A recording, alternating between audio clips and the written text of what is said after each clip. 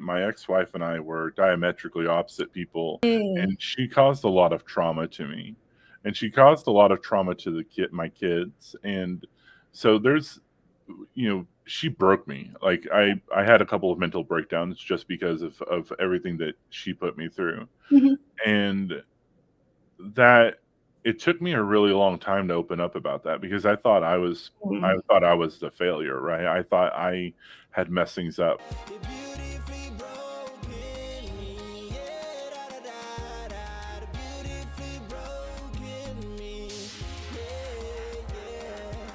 Thank you for joining us today and welcome to the Beautifully Broken Me podcast.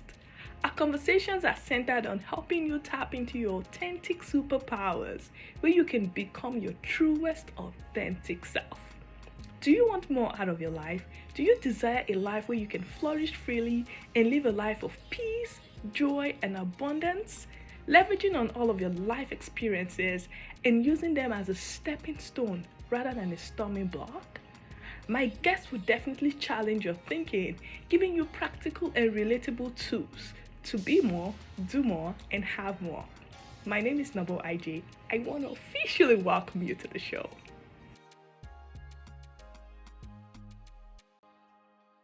Before I bring on my guest, I just want you guys to know that I have a small gig, I have a small business. It is called Noble IJ Collections.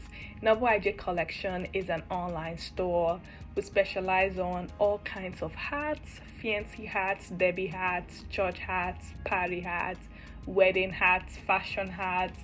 Please do well to support my small business. Check out the link on my show notes.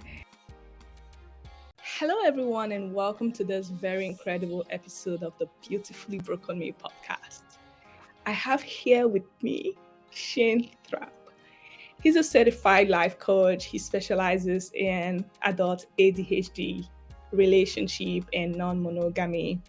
He helps his clients learn what tools they can use to work within the limitations that ADHD places on them. Shane is going to tell us more about himself. I am incredibly delighted to have Shane on my podcast show. Shane, I just want to officially welcome you to the Beautifully Broken Me podcast. Thank you so much for having me on. Thank you so much. So the audience will want to meet with you. Who is Shane? I am as you said, I am a certified life coach. I help people with ADHD kind of navigate through the issues that they have as adults. Part of that is dealing with their relationships, both in romantic relationships, but also sexual relationships, familial relationships, how to kind of navigate around and kind of work through a lot of the issues that they've kind of developed. And part of that is the issue that some people with ADHD have problems in their romantic relationships due to, well, our very nature is kind of bouncing from person to person. Mhm. And so what I try to help people understand is there's instead of when you're dealing with non-monogamy or cheating, there's a way to work around it where you're doing it ethically and you're making sure you're communicating your needs to your partner, you're getting enthusiastic consent to learn how your relationship needs can be met in different ways, and just how to not cause a lot of trauma and Mhm. pain to the people you're with. And it's just kind of a matter of learning what your particular brand of ADHD is, whether you're inattentive, hyperactive, a combined nature, and then kind of developing the tool set that you need to kind of work through all of the different things that you deal with in your life. Okay, that's so incredible. Now I have an audience some of my audience will want to know more about ADHD. What does ADHD mean? And could that happen to anybody? Like, can it just be just men or women or I don't know. Just tell us all about ADHD. Um, ADHD is really complicated. Is a kind of a complicated subject. ADHD can affect a lot of people, and it can kind of run across every different, I guess, spectrum of people. Mhm. So first off, let's start off with ADHD stands for Attention Deficit Hyperactivity Disorder, Hmm. and what happens is people have a hard time focusing. They have a hard time tracking time. Sometimes there's so much going on in their brain that they can't actually get anything done. They kind of freeze up. There's too many things going on as far as their life is concerned. They're not able to pay attention to the people around them as much. They're not able to um, manage their time effectively, so they're late a lot or they're chronically early. It runs the gamut of all the different symptoms that people deal with as far as that's concerned. And what people don't know is that around 5 to 11% of adults have it. And Hmm. it's not necessarily a disorder as much as it is a neurotype, similar to autism. And being on the autism spectrum, your brain is literally wired a certain way, Hmm. and the chemicals that fire off and communicate within your brain are very different from your and I'll use the term neurotypical, your average person. And so that causes a lot of things where when people are trying to when people are able to stay at jobs for a long time, or they're able to function in a school system effectively, the our system isn't designed for people who don't fit into that little status quo box. Hmm. And so people wind up going through their life not really realizing how they they aren't able to function the same as other people. Hmm. And when that happens, there's a lot of pain and trauma that happens to them. They get told they get things said to them like, why aren't you living up to your potential? Why can't you um, be like this person? Why can't Hmm. why are you such a screw up? Why are you such a loser? And when you live your life dealing with all of those people in your lives telling you that you're defective and things like that, and you get to be an adult, and then you're finally diagnosed with ADHD, Hmm. you you're you don't know what to do, because again, our society doesn't train us in how to navigate what our strengths are. We don't understand how to work around the limitations that we have. And so Hmm. as an ADHD life coach, what I do is I help people figure out that process. We work with psychiatrists to get them the medications that they need. We make sure that they're getting the therapy that they need. And then as a life coach, my job is to kind of help them build the goals, build the tool set that they need, and then understand their strengths and limitations, and then advocate for themselves to the people around them. Developing different relationships so that they're able to create this environment that allows them to actually be successful and thrive within their life. Wow, that is so incredible, the work you guys do. Like, this is so commendable. I just really, out of curiosity, could there be root causes of ADHD? Because for someone to have attention deficit hyperactivity disorder in adulthood, right? I'm just thinking there could have been something that possibly would have triggered it, possibly in the past when they were much younger. Yeah, is there a possibility like that? There's a lot of different causes for ADHD. The primary ones that we know of that actually exist Hmm. is that it's a neurotype. Your it's how your brain is wired, and the largest factor of that is genetic.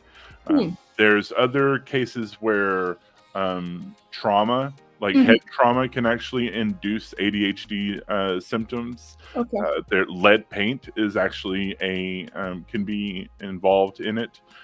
So there's a large number of different things that can bring about the ADHD symptoms, but Hmm. an actual cause is kind of hard to tell. we understand what it is, we understand what it does to the brain, we understand like how it affects people, but the actual cause runs everything from one theory that I actually like is that since there is such a genetic component to it, is that um, we have the genes that have been activated for people whose history includes the hunter-gatherer groups. Mm-hmm. And so going all the way back to, think of your Native Americans, think of Aboriginal tribes, African Mm-hmm. tribes, those that still function within a hunter-gatherer society.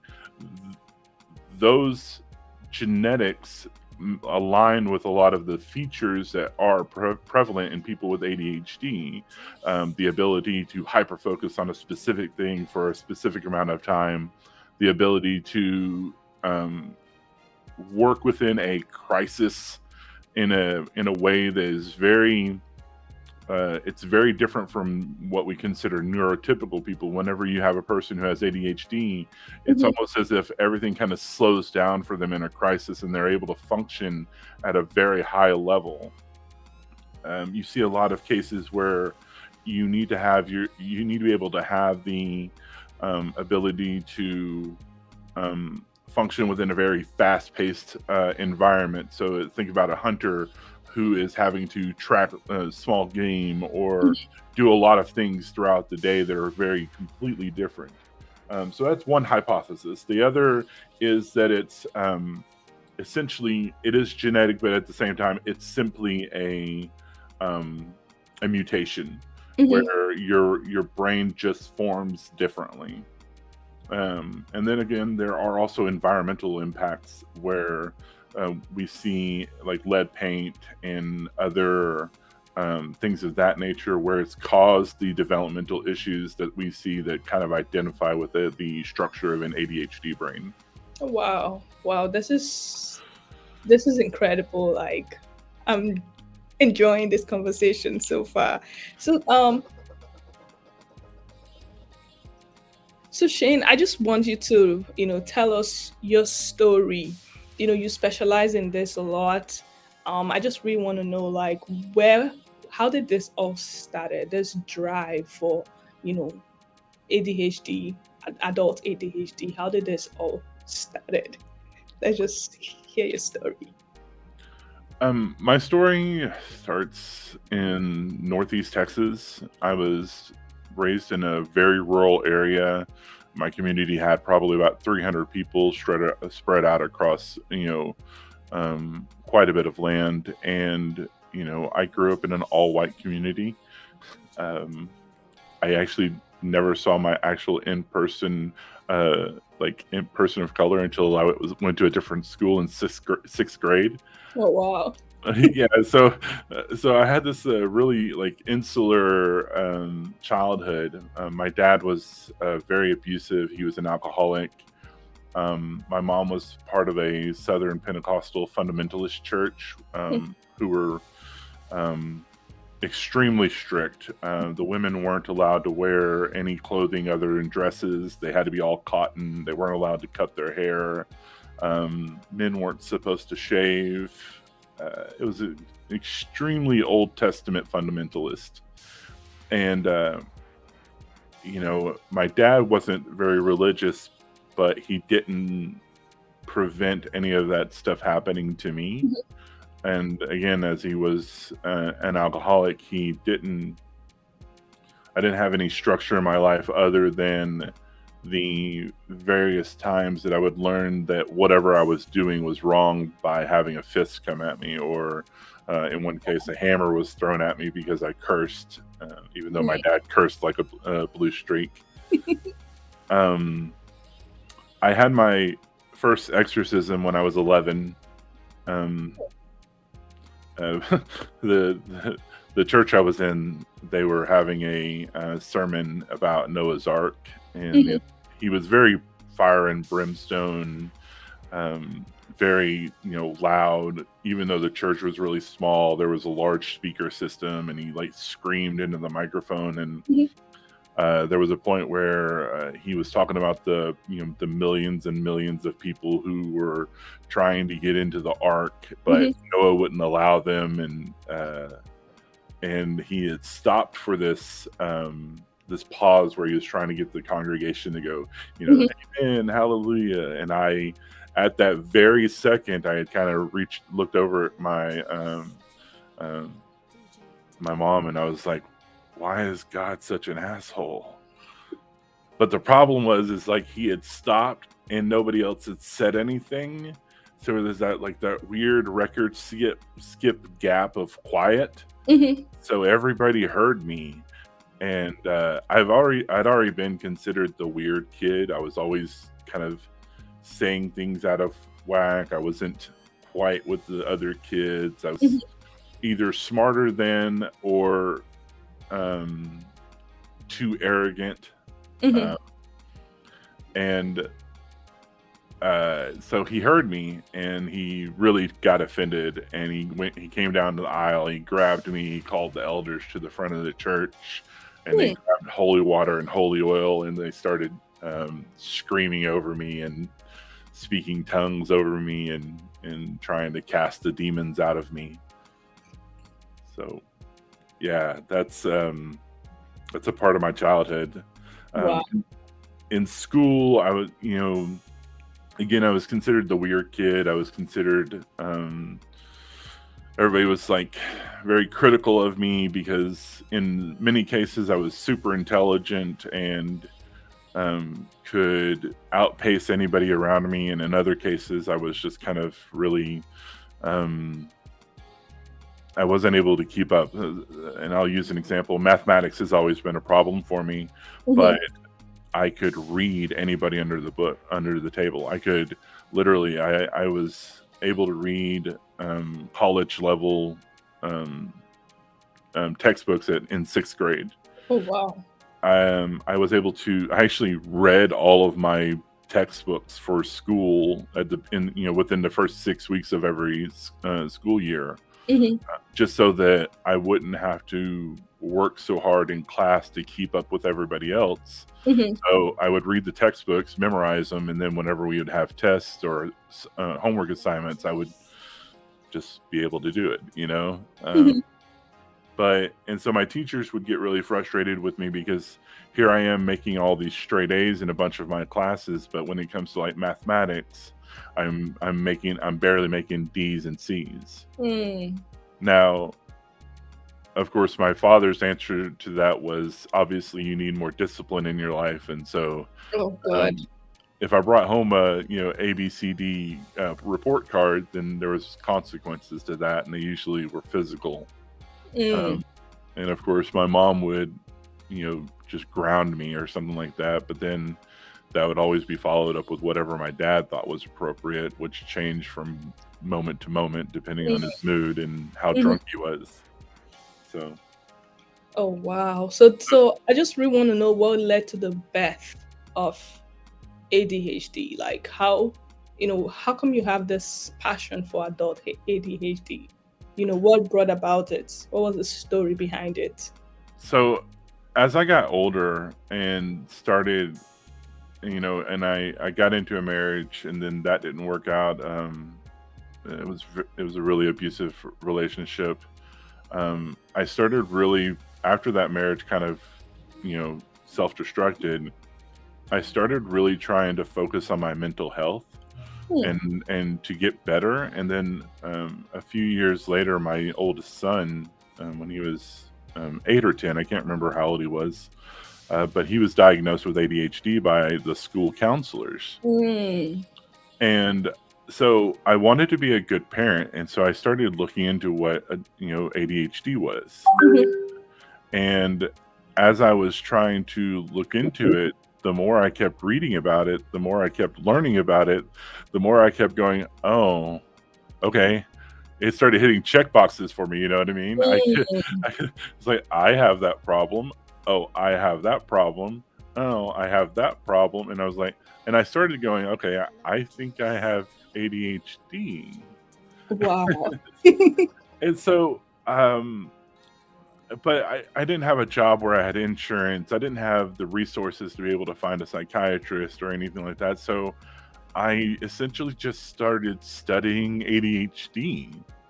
Hmm. And a couple years later, I met my current wife, and Mhm. she's a special needs teacher, and Oh. she's been doing this for years. And as we kind of started getting to know each other, she was like, "Hey, have you ever been tested for ADHD?" And I was like, "No, but I've been really reading up on it a lot, and I think I have it." She goes, "I think you need to find a psychiatrist who who can help you with that, because a lot of the issues that I'm seeing you deal with, I'm fairly certain they're ADHD." Mhm. And again, my wife is a special needs teacher. She works with students with severe ADHD, autism, and other serious, to moderate to serious disabilities, cerebral Mhm. palsy, um, you know things of that nature. And so, once I got to a point where I actually could had the insurance and was able to get seen by a psychiatrist, I started really trying to find a psychiatrist who could diagnose me. Okay. And I it was really frustrating because, like, a lot of psychiatrists at that time, and this was about 10 years ago, Mhm. they didn't believe that adults could have ADHD, Wow. right? Like, it wasn't very Absolutely. well known. Mhm. And then, like, of course, as time has gone by, we've really started understanding that 5 to 11% of adults have ADHD, and that ADHD isn't just a childhood thing. It's it continues on through adulthood. Mhm.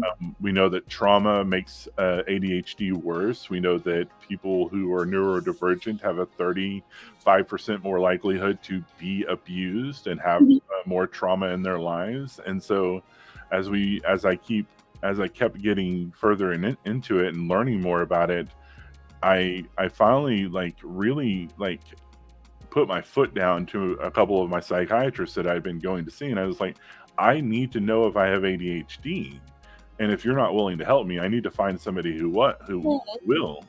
And Mhm. so, um, I finally found a psychiatrist. They finally broke it down for me. They finally got me tested, and once they got me tested, I have severe ADHD of combined types, Wow. both inattentive and hyperactive, and it just kind of depends.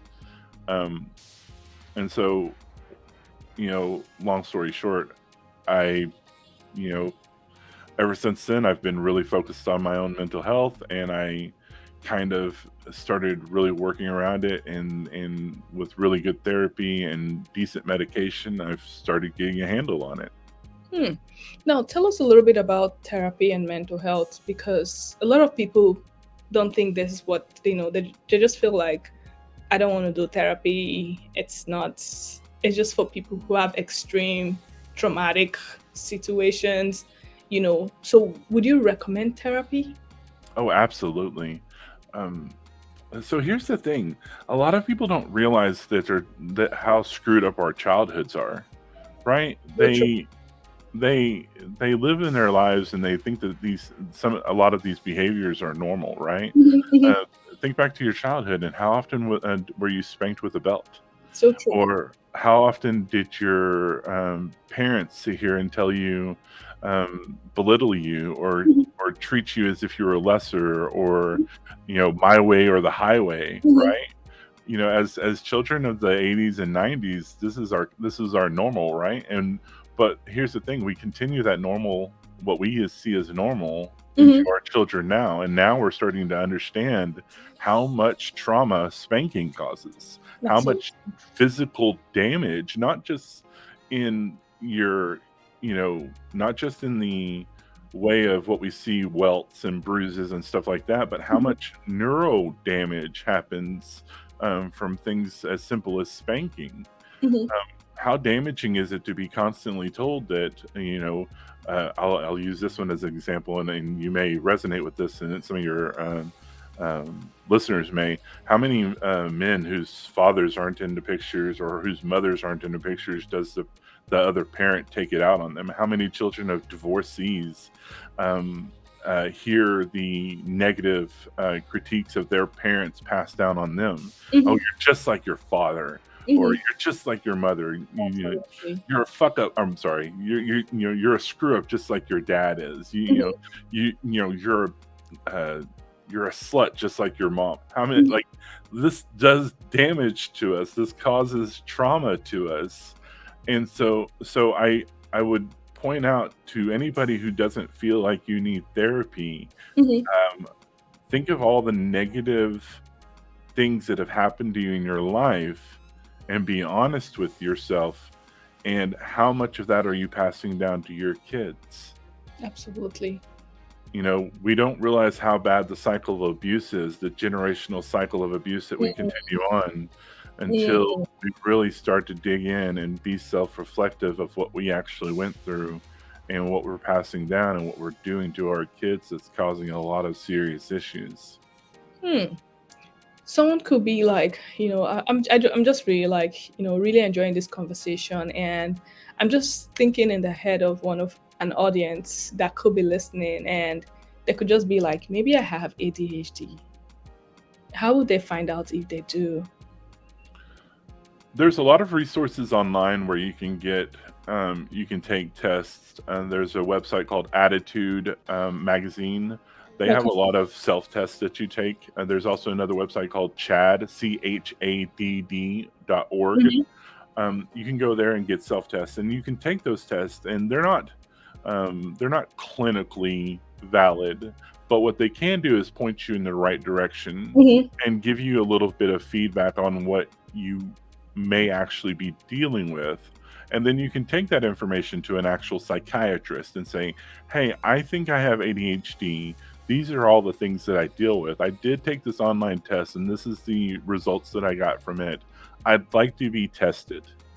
And don't ask for it. You need to tell them, I'd like to be tested. Okay. And if they say anything that's negative, or they say that adults don't have ADHD, or if they try to say that it's a part of depression or bipolar, that's not acceptable. Hmm. Because the thing with ADHD is there's a lot of comorbidities that come with it, and those comorbidities are depression, they are anxiety and bipolar disorder and different types of PTSD. Hmm. And the root cause is because you have ADHD and you grow up in a childhood and adulthood where you're abused for it, which causes, like I said, the comorbidities that come with it. And Hmm. so a lot of psychiatrists try to treat the trauma without treating the ADHD, Mm. which keeps the ongoing problem, the underlying problem Hmm. going forward, because you're not able to function in this society that we live in, because the society that we live in expects people to meet a certain status quo, to be Absolutely. normal. Hmm. And if you're not normal, then you're shunned. And if Hmm. you're shunned, you don't have the same resources and abilities as other people, and you can't get a good job, and you can't keep a good job, and you're bouncing from relationship to relationship, causing more and more trauma to yourself. Absolutely. So you have to really advocate for yourself and Hmm. say, I need some help with my ADHD, and I believe I have it. And so once you get the actual diagnosis from a psychiatrist, you also need to get into therapy. There's things like cognitive behavioral therapy, where they start to train you on how to form better habits, how to build a structure around yourself. And if you have the resources, there's people like me, ADHD life coaches, who Hmm. then help you build accountability, find the tool set that you need to kind of Hmm. create the environment around yourself that allows you to thrive. You Hmm. need to be able to, like I said, advocate for yourself. So that means being able to go to your spouse and say, I have ADHD, and this is what that means. I Wow. need your help with these things. I need you not to keep causing trauma to me by expecting me to meet this normal that you think I'm supposed to be, Mhm. because I'm not normal. There is no normal. Mhm. Everybody is different. But these are the limitations that I have. And so you have to learn how to communicate that to people. Just like you learn to communicate to people um, if you're missing an eye, or if you're Mhm. blind, or if you're deaf. You understand that these are your limitations, and you need Mhm. the people around you to understand these are your limitations. And Absolutely. so nobody is going to sit here and deride a person who's deaf for not being able to hear what they're saying Mhm. without a hearing aid, or being able to lip read, or being able to read and understand sign language. Mhm. So you have to treat ADHD the same way. They can't expect you to always be on time. They can't Mhm. expect you to be able to hit a deadline all the time. Mhm. They can't expect, in a lot of cases, they can't expect you to be very consistent, Mhm. because the way our brains work is very different from the other people. And so you have to build this environment around yourself so that you're able to meet those needs that are of the people around yourself, but also your needs as well. Absolutely, absolutely. And I just want to say to anybody listening, if you think you have ADHD, there's every likely indication that you have it. If you're thinking, maybe I have ADHD, please go check yourself out. And I highly recommend Shane. He's really going to, walk you through it. He's really going to hold your hands. Really, guys, there's no shame in this, okay? I'm going to be putting all the links, all the recommendations, the website that he has provided. I'll put it in the show notes. You can test yourself and just see if you have it, and then you can reach out to Shane. I will be putting all his links and every other thing in the show note also. I just really want to thank you, Shane. Really telling us more about ADHD. I really, really like it. I have a couple more questions, and then we're just going to wrap up. Quickly, I know you did not experience domestic violence, but this is really asking out of curiosity. Like, why does men not come out boldly to say that, I experienced domestic violence, just like women, why is it that a lot of men kind of shy away from saying that I'm a survivor? Honestly, it has to do with how we're raised. Our society really messes men up a lot, because everything that we see has men portraying this super strong Mm. stereotype that we're not meant to show our emotions. Mhm. I brushed on it a little bit earlier, but my ex-wife and I were diametrically opposite people, and I should have recognized a lot of the red flags of what I would have to deal with her Mhm. as we got into our relationships. But she was horrifyingly emotional abusive, Mm. and she caused a lot of trauma to me, and she caused a lot of trauma to my kids. And so she broke me. Like, I had a couple of mental breakdowns just because of everything that she put me through. Mhm. And that it took me a really long time to open up about that, because I Mm. thought I was the failure, right? I thought I had messed things up. And while I did mess some things up, I also had to recognize that I wasn't the only, person in that dance, you know what I Mhm. mean? Mhm.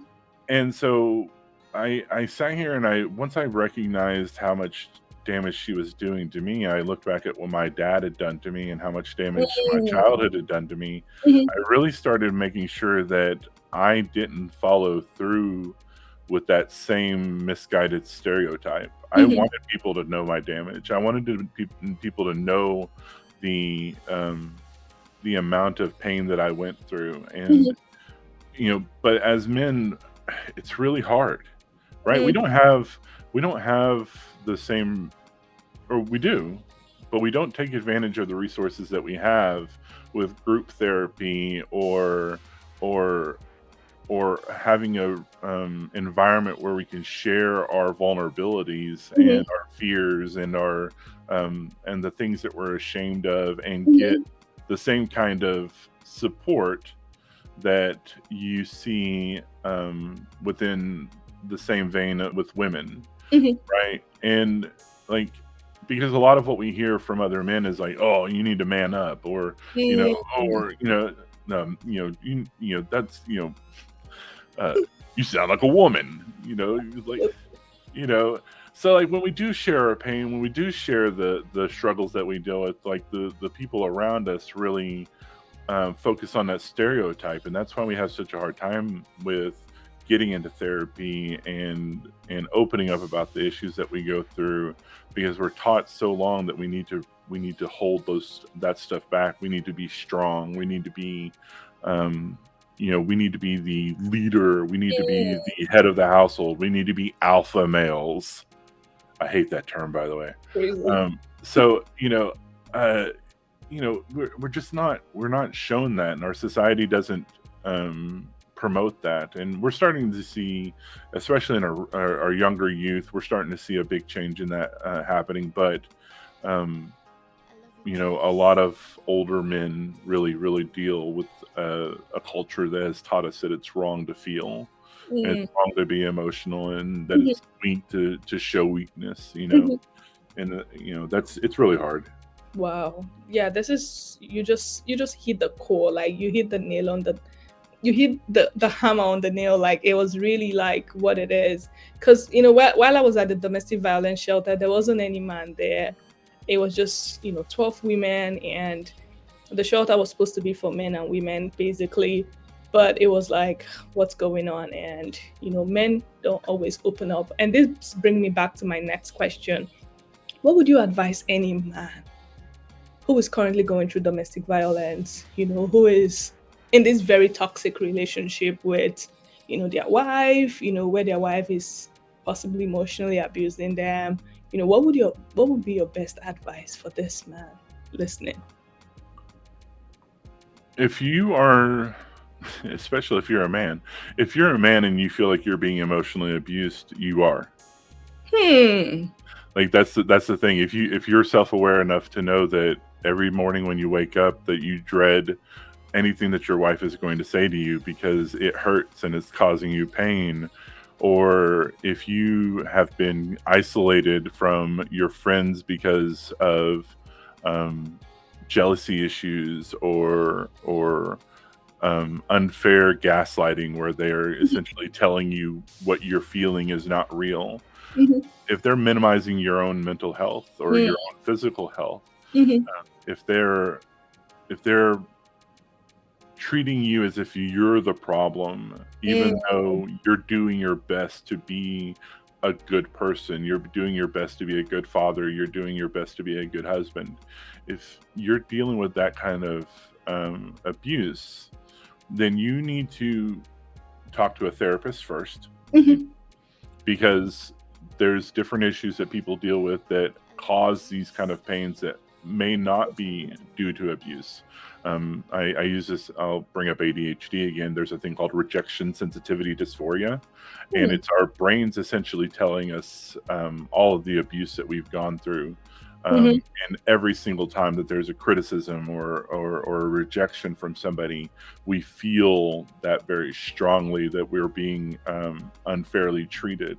And mhm, so that's why I say talk to a therapist first.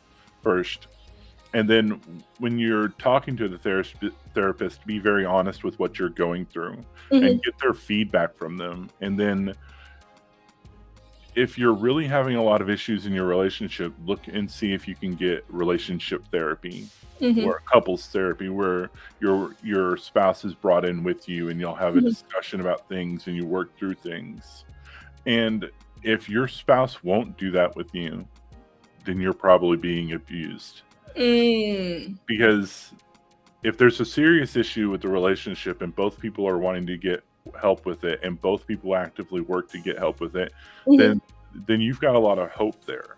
mhm, But if one person is doing all the work and then one person is trying to get therapy and the other person is very antagonistic towards it, especially if they're being derisive towards it, mhm. then you're not in a good place. That's And I teach people this, and it's not very popular, but relationships don't have to last forever.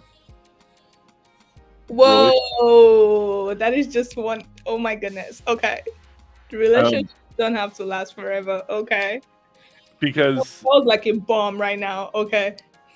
because we're taught all our life that you're supposed to struggle in a relationship and you're supposed to stick it out through the hard times, and that a successful relationship is the one where one of you dies and the other one lives, and you're old, and that's a successful relationship.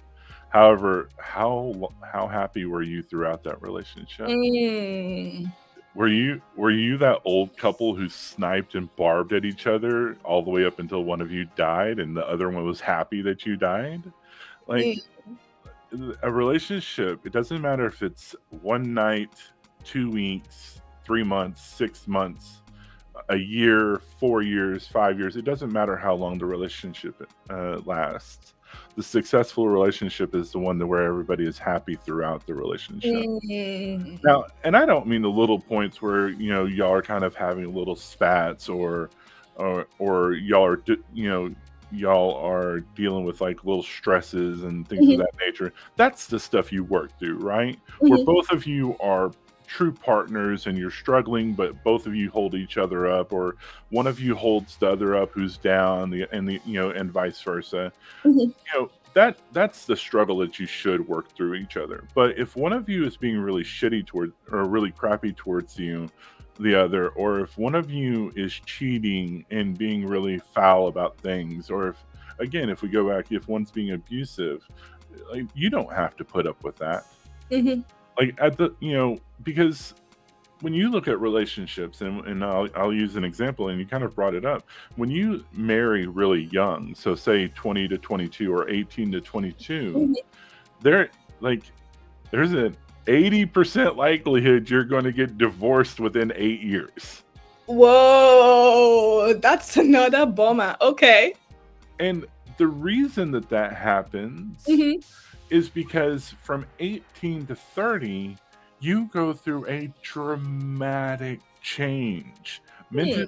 Mentally, physically, and emotionally, you go through a massive change in who you are fundamentally. And that doesn't even count if you've gone to college, Hmm. right? Think about yourself as 18 and then think about yourself at 30. How much different are you? Absolutely. Oh And my God. so the person you married at 18, or the person you married at 20, the person you married at 22, they married that person that they Hmm. fell in love with at that time. But then both of you start to get older and both of you start to change. And Hmm. those changes may be fundamental enough that you're irreconcilably different now and not able to be around each other. You may be very, very different from each other and not able to find the spark that you had when you were younger. Hmm. And that's okay, because now you're different, and that doesn't mean you're worse. That doesn't mean you're bad. You've just grown apart, and that's a part of how relationships happen. Hmm. And so some relationships can,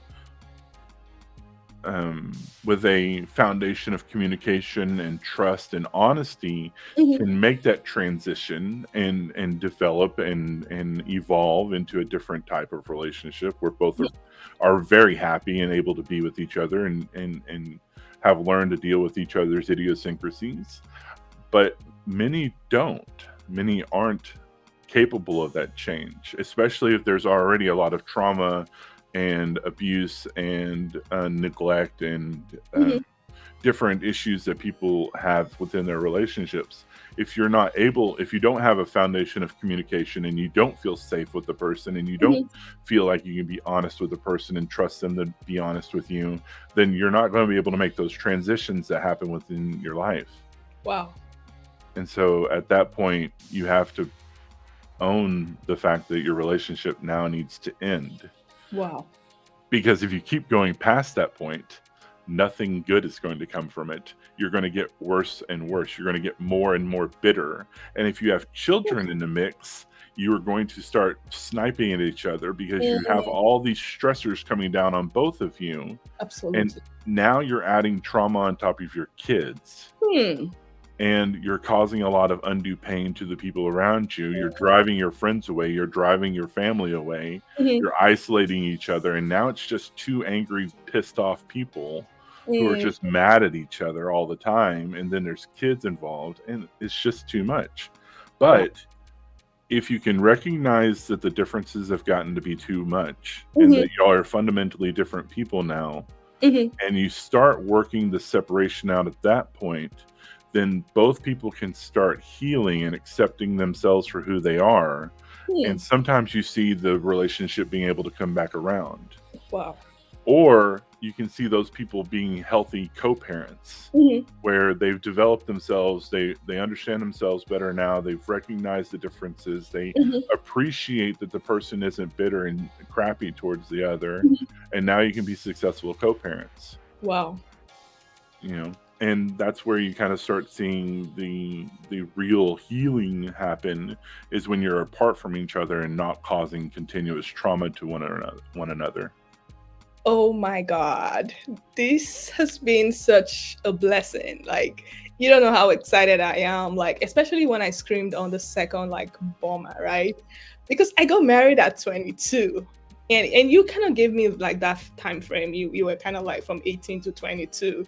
There's every likelihood that your relationship will be wrapping up in like 7 to 8 years. And that was exactly me. And I'm like, wow. And honestly, I've evolved so much that I don't have that desire to go back to my ex.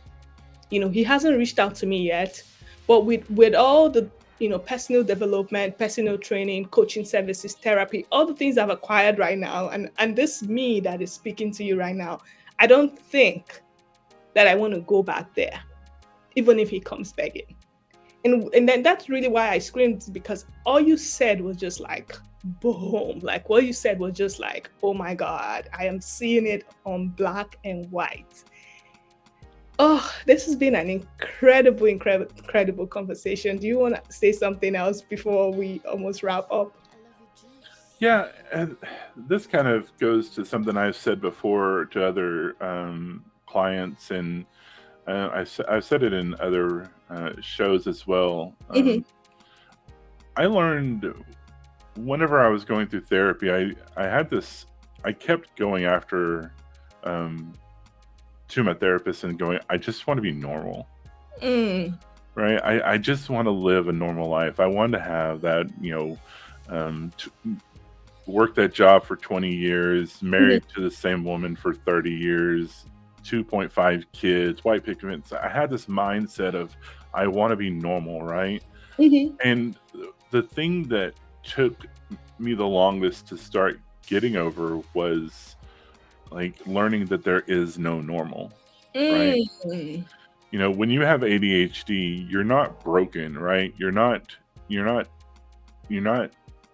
deficient. You're not a problem. You're not a disease. Hmm. You're just different. That's all there is to it.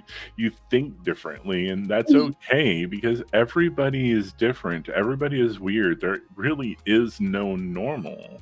Hmm. It's just a social construct so that we can kind of like measure what our society is actually like, and it doesn't take into considerations the very um, diverse and widespread spectrum of the human mind. Hmm.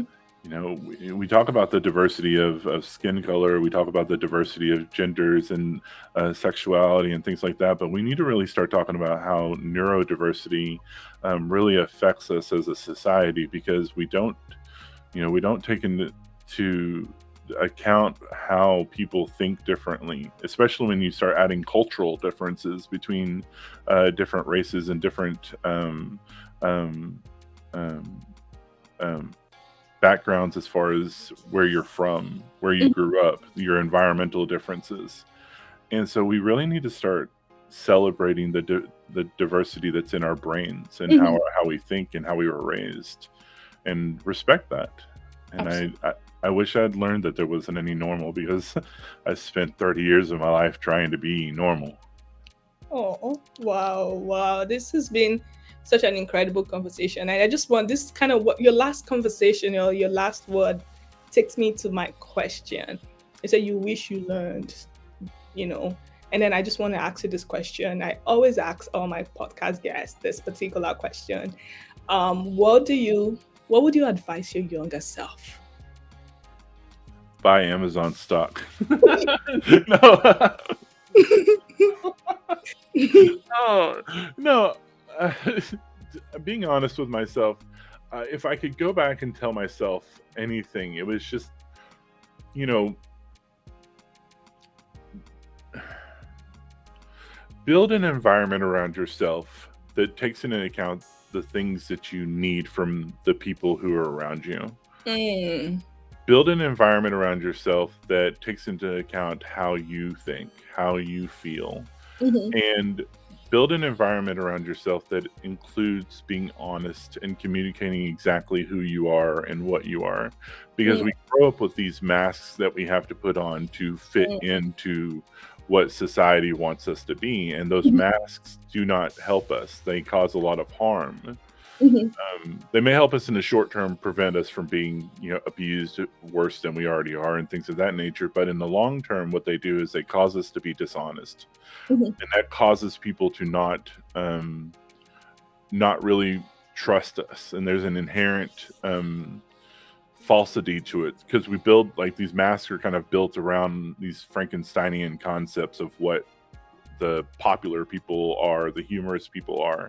mhm. And so what I wish I knew then, if I wish I knew I wish I knew then to just be who I was, just to Mm, be as authentically who I was, even if people around me didn't like that person, mhm, even if they didn't think that I was as funny as I thought I was. The mhm. people Those people will be out of your life, but Absolutely.